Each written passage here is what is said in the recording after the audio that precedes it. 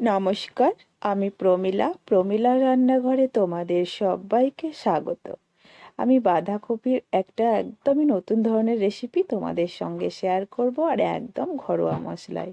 রেসিপিটা আশা করি তোমাদের ভালো লাগবে, আর ভালো লাগলে অবশ্যই লাইক শেয়ার করো। আর আমার চ্যানেলে নতুন হয়ে থাকলে চ্যানেলটাকে প্লিজ সাবস্ক্রাইব করে দিও। আর এরকম ঘরোয়া রান্না পেতে পাশে থাকা বেল বাটনটি কিন্তু ক্লিক করতে ভুলো না। তো এই রেসিপিটা চলো দেরি না করে শুরু করে দিই। আর সঙ্গে থেকে পুরো ভিডিওটা কিন্তু স্কিপ করো না, নইলে কিন্তু রেসিপিটা বানানোর সময় একটু অসুবিধা হবে। এই রেসিপিটার জন্য কিন্তু বাঁধাকপির পাতাগুলো একটু বড় বড় করে খুলে নিতে হবে। মানে একটা বাঁধাকপির অর্ধেকটা নিয়ে অর্ধেকটা পাতায় যদি পারো একদম গোল করে খুলে নেবে। আমার কাছে কিন্তু পাতাগুলো একটু ছিঁড়ে গেছে। তো যাই হোক, আমি এটা ম্যানেজ করে নেব। আমি কড়াই বসিয়ে দিয়েছি গ্যাসের মধ্যে, আর জল দিয়ে দিলাম একটু বেশি পরিমাণে। এবার পাতাগুলোকে হালকা ভাপিয়ে নেব, খুব কিন্তু একদম সেদ্ধ করব না। তো তোমরা চেষ্টা করবে পাতাগুলোকে একটু গোল গোল করে নেওয়ার, দেখবে বাটির মতো হয়ে যাবে, খুলে যায়। কয়েক সেকেন্ড আমি কিন্তু ঢাকা দিয়ে ভাপিয়ে নিয়েছি। এখন গ্যাসটাকে অফ করে পাতাগুলোকে জল থেকে ছেঁকে নেব। পাতাগুলো একটু ঠান্ডা করে নেব, ততক্ষণে আমি একটা বেসনের ব্যাটার বানিয়ে নিচ্ছি। তো আমি যেহেতু বাঁধাকপির রেসিপিটা একটু কম বানাবো, সেই আন্দাজে বেসন নিয়েছি। আমি 10 টাকা প্যাকেটের 1 প্যাকেট বেসন নিয়েছি, আর তার মধ্যে স্বাদ মতো লবণ, হলুদ, আর এখন দিচ্ছি গোলমরিচ গুঁড়ো। ঝালের জন্য একটু লাল লঙ্কার গুঁড়োও দিচ্ছি। আর অল্প একটু দিয়ে দেবো কালো জিরে। কালো জিরে দিলে বেশ ভালো লাগে রেসিপিটায়। অল্প একটু জল দিয়ে বেশ একটু শক্ত শক্ত করে ব্যাটারটা বানিয়ে নেবো, খুব পাতলা নয়। জলটাতে একদমই অল্প দেবে। আর যতটা পরিমাণ তোমরা বানাতে চাও এই রেসিপিটা, ঠিক বেসনটা একটু বাড়িয়ে নিতে হবে। আমি যেহেতু কম বানাবো তাই বেসনের পরিমাণটাও কম নিয়েছি। তো এদিকে পাতাটাও দেখো ঠান্ডা হয়ে গেছে। আর পাতার মধ্যে যে শীটটা দেখতে পাচ্ছ, সেই শীটটাকে কিন্তু আমি কেটে নেব। তো চাইলে তোমরা আগেই কেটে নিয়ে ভাপিয়ে নেবে, তো আমি আগেই কেটে নিয়ে এখন কিন্তু পুরো কেটে নিয়ে আসছি। তো শীটটা সম্পূর্ণ কেটে নিয়েছি, আর পাতাটা যেহেতু ছিঁড়ে ছিঁড়ে গেছে, তো কোনো ব্যাপার নেই। আমি এটাকে ঠিক বড় পাতার মতন করে সাজিয়ে নিয়েছি। একটু অসুবিধা হবে রোল করার সময়। তো দেখো খুব সুন্দর করে অনেকগুলো পাতা জয়েন্ট করে নিয়ে একটা বড় পাতার মতন করে নিয়েছি, আর বেসনের ব্যাটারটা লাগিয়ে নিচ্ছি পাতার মধ্যে। একদম পুরো পাতায় ব্যাটারটা লাগাতে হবে, যেন কোনো অংশ ফাঁকা না থাকে। বেশ সুন্দর করে ব্যাটারটাকে লাগিয়ে নিচ্ছি। দেখো পাতাটা যেহেতু ছিঁড়ে ছিঁড়ে গেছে, তাই একটু সরে যাচ্ছে। তাই চেষ্টা করবে তোমরা অবশ্যই পাতাটাকে যেন বড় করে খুলে নেওয়ার। তো প্রথম পাতাটায় খুব সুন্দর করে ব্যাটার লাগিয়ে নিয়েছি। এইভাবেই ব্যাটারটা লাগিয়ে নিতে হবে। আবার ওপর থেকে কিন্তু আমি আরও একটা পাতা বসাবো। তো যেহেতু ছেঁড়া পাতা, তো একটা না, আমাকে দুটো পাতা বসাতে হবে।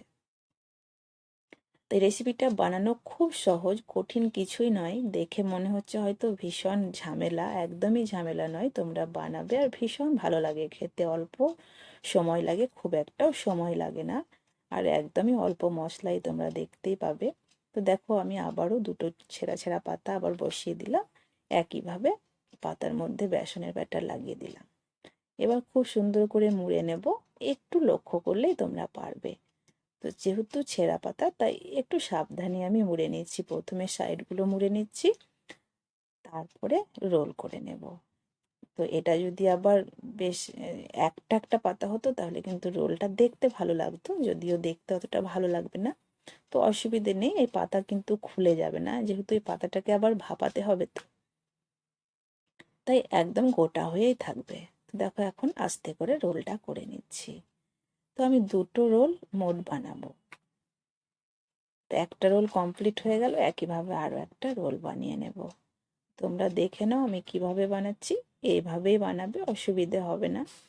তো দেখা যাক বেসনে হচ্ছে কি না। বেসন মোটামুটি ভালোই লাগে। তো একটা পাতার মধ্যে বেসন লাগিয়ে দিয়েছি, একইভাবে ওপর থেকে আবারও আর একটা পাতা বসিয়ে দিচ্ছি। তো বেসন মনে হচ্ছে একটু কমে গেল আমার। তো যাই হোক, আমি এভাবে বানিয়ে নিচ্ছি আজকে। তোমরা বেসনের ব্যাটারটা একটু বেশি পরিমাণে বানিয়ে নেবে।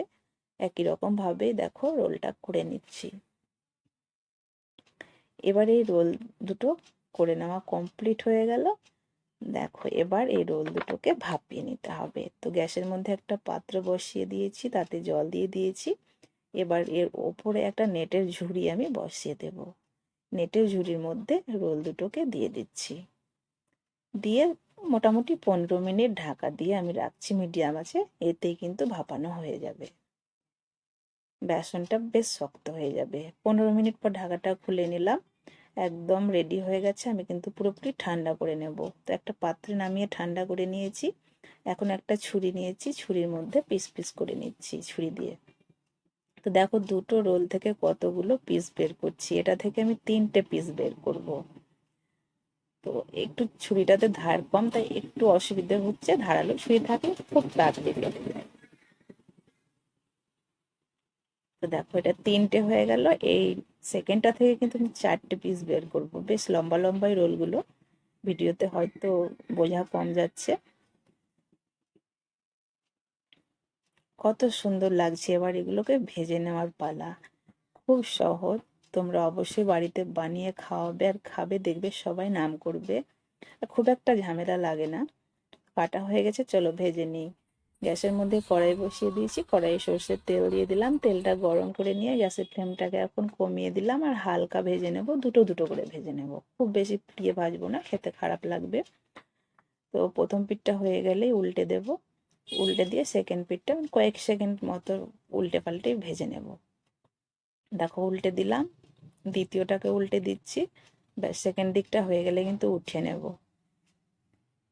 তো একইভাবেই কিন্তু বাকি সব আমি বাঁধাকপির পিসগুলোকে ভেজে নেব। এগুলো কিন্তু একদম মাছের মতো লাগবে দেখতে, আর খালি মুখেও খাওয়া যায়, ভীষণ ভালো লাগে। তো সব পিসগুলোকে এভাবেই আমি ভেজে নিচ্ছি। ভাজতে খুব একটা টাইম লাগে না, আর ভাপানোটাও তো দেখলে 15 মিনিটে হয়ে যায়। তো অনেকেই হয়তো ভাবছো যে অনেক টাইম লাগবে, অনেক ভেজাল। কোনো ভেজালই নেই। কথা বলতে বলতে আমি কিন্তু এগুলোও ভেজে নিয়েছি। তো সব ভাজা হয়ে গেছে, এবার রান্নাটা করে নেব। ওই তেলের মধ্যে আরও তেল দিয়ে দিলাম, আর তেলের মধ্যে এবার কিছু ফোড়ন দিয়ে দেব। একটা তেজপাতা ছিঁড়ে দিচ্ছি, দিচ্ছি একটা শুকনো লঙ্কা, আর দেব হাফ চামচ মতো গোটা জিরে। ব্যাস এই 3টে ফোড়নেই কিন্তু এনাফ। এবার ফোড়নটাকে খুব সুন্দর করে ভেজে নিয়ে দিয়ে দিলাম দুটো বড় সাইজের কুচিয়ে নেওয়া পেঁয়াজ। পেঁয়াজটাকে লাল করে নেব এখন, একদম খুব লাল না, হালকা লাল করে নেব। পেঁয়াজটা তো লাল হয়ে গেছে। এবার এর মধ্যে দিয়ে দেব কেটে রাখা দুটো টমেটো। মিডিয়াম আছে কিন্তু এগুলো ভেজে নিচ্ছি আমি। টমেটোটা দিয়ে দিয়েছি, বা টমেটোটাকে কিন্তু ভাজা ভাজা করে নেব। টমেটোর কাঁচা গন্ধটাকে পুরো মেরে নিতে হবে। তো একটু নাড়াচাড়া করে নিলাম, গ্যাসের ফ্লেমটা এখন মিডিয়ামে আছে। এবার আমি টমেটোর মধ্যে কিন্তু দিয়ে দেব স্বাদ মতো লবণ। লবণ দিলে টমেটো খুব তাড়াতাড়ি গলে যায়। এখন আমি দিয়ে দিচ্ছি টমেটোর মধ্যে স্বাদ মতো লবণ। এবার দিয়ে দেব হলুদ গুঁড়ো পরিমাণ মতো কালারের জন্য। এবার দিয়ে দিচ্ছি এখানে আমি জিরে গুঁড়ো, মানে গুঁড়ো মশলাগুলো সবই অ্যাড করছি একে একে। তো তার আগে দিয়ে দিলাম ঝালের জন্য লাল লঙ্কার গুঁড়ো। এবার দিচ্ছি জিরে গুঁড়ো, আন্দাজ করে এক চামচ করে দিয়ে দিচ্ছি। এবার দিয়ে দিলাম ধনে গুঁড়ো। এবার খুব ভালো করে দেখো সব কিছুকে মিশিয়ে নিচ্ছি। গ্যাসের ফ্লেমটাকে কিন্তু এখন আমি মিডিয়ামে রেখেছি। এবার দিয়ে দেবো এর মধ্যে আদা রসুনের পেস্ট। আদা রসুনের কাঁচা গন্ধটাকে এখন নাড়াচাড়া করে মেরে নেব। খুব সুন্দর করে মশলাটাকে 4 থেকে 5 মিনিট মিডিয়াম আঁচে কষিয়ে নিতে হবে। কালারের জন্য আমি একটু কাশ্মীরি লাল লঙ্কার গুঁড়ো দিলাম, এটা তোমরা না দিতেও পারো।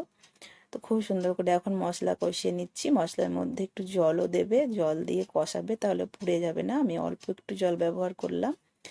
আর অনেকক্ষণ কষাতে হবে, 3 থেকে 4 মিনিট মতো। দেখবে তেল আর মশলা সম্পূর্ণ আলাদা হয়ে এসেছে, তখন বুঝে যাবে মশলা কষানো কমপ্লিট হয়ে গেছে। দেখো অনেকটাই মশলা কষানো কিন্তু হয়ে এসেছে। তো এইভাবেই মশলাটা কষিয়ে নিতে হবে একটু টাইম নিয়ে। তো এখন দিয়ে দিলাম ধনেপাতা কুচি। ধনেপাতা দিয়ে আমি আবারও নাড়াচাড়া করে নিচ্ছি। মশলা কিন্তু আমাদের একদমই কষানো হয়ে গেছে। আমি কিন্তু এর মধ্যে গরম মশলা গুঁড়োটাও দিয়ে দিচ্ছি। জল দেওয়ার পরে কিন্তু আমি আর মানে গরম মশলা দেবো না। 1 চামচ মতো গরম মশলা দিয়ে দিলাম, একটু মিশিয়ে নিচ্ছি। এবার দিয়ে দেবো জল। তার কারণ বাঁধাকপির পিসগুলো দেওয়ার পরে আমি বেশিক্ষণ ফোটাবো না, আর বেশি মানে ঘাটবো না, তাহলে পাতাগুলো খুলে যেতে পারে। এখন আমি জল দিয়ে দিচ্ছি। একটু বেশি পরিমাণেই জল দিচ্ছি, মোট 2 বাটি আমি জল এখানে দিচ্ছি। একটু গ্রেভি রাখবো, ভাত দিয়ে মেখে খেতে বেশ ভালো লাগে। জলটা দেওয়ার পরে খুব সুন্দর করে একটু মিশিয়ে নেব। এবার ফুটিয়ে নেওয়ার পালা, আমি আর ঢাকা দেব না, 1 মিনিট মতো ফুটিয়ে নেব।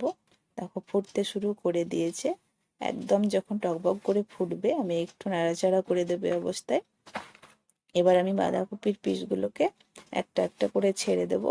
আর বাঁধাকপির পিস দেওয়ার পরে কিন্তু আবারও বলছি বেশিক্ষণ ফোটাবে না, পাতাগুলো ফুলে যেতে পারে। তো কয়েক সেকেন্ড ফুটিয়ে নিয়েই কিন্তু আমাদের রান্নাটা একদমই কমপ্লিট হয়ে যাবে। একদমই নতুনত্ব রান্না, তোমরা নিশ্চয়ই দেখে বুঝতে পারছো। খেতেও কিন্তু ভীষণ ভালো, এইভাবেই বানাবে। বাঁধাকপির পিসগুলো দিয়ে দিয়েছি আমি, এবার আলতো হাতে একটু নাড়াচাড়া করে নিতেও পারো, আবার নাও নিতে পারো। তো এখন একটু ফুটিয়ে নিচ্ছি, আমি ঢাকা দিচ্ছি না, কিছুক্ষণ পরে একটু আলতো হাতে আমি নেড়ে দেব, কয়েক সেকেন্ড পরে। তো এখন দেখো বাঁধাকপি রান্নাটা একদমই হয়ে গেছে, তোমরা দেখে বুঝতে পারছো। আমি গ্যাস অফ করে নামিয়ে নেব, এই ঝোলটুকু আমি রাখবো। তো দেখে কালার দেখে তোমরা বুঝতে পারছো কতটা লোভনীয় দেখতে হয়েছে, খেতেও দুর্দান্ত। আশা করি ভালো লাগলো, ভালো লাগলে লাইক শেয়ার করো, আর চ্যানেলে নতুন হয়ে থাকলে চ্যানেলটাকে সাবস্ক্রাইব করে দিও। ঘরোয়া রেসিপি পেতে পাশে থাকা বেল বাটনটি অবশ্যই ক্লিক